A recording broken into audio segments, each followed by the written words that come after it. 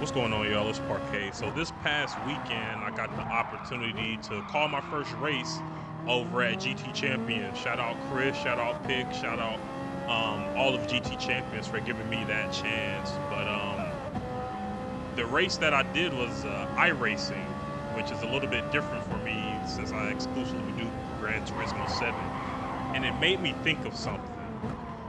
And it's the fact that Gran Turismo 7 calling itself the real driving simulator is one of the biggest scams and disservices and probably one of the worst things that could have happened to the Gran Turismo 7 community, letting the game market itself as a purely driving simulator, because people like to do more than drive on the game, right? People like to race, people like to people do like to drive. We are driving while we're racing, but I feel like that marketing, it sounds good, but it in a way allows polyphony to be able to give you the bare minimum in terms of everything else. We can see this in people's frustrations with the daily races.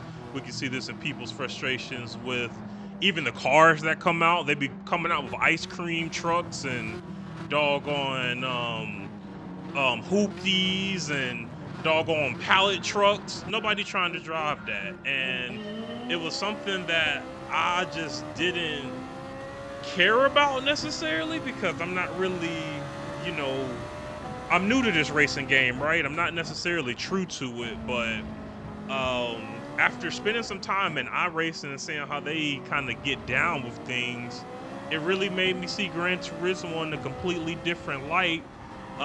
Even like the Manufacturers Cup and Nations Cups, right? Like, there should be, those just feel like glorified daily races at this point. To me, if I'm being honest, I'm sure a couple of y'all probably won't appreciate me saying that, because you get your rig, you put your gloves on, you get your Trawhard hat on, and those feel good. But to me, the first couple of times it was fun, but it just don't have that same stick to it, right?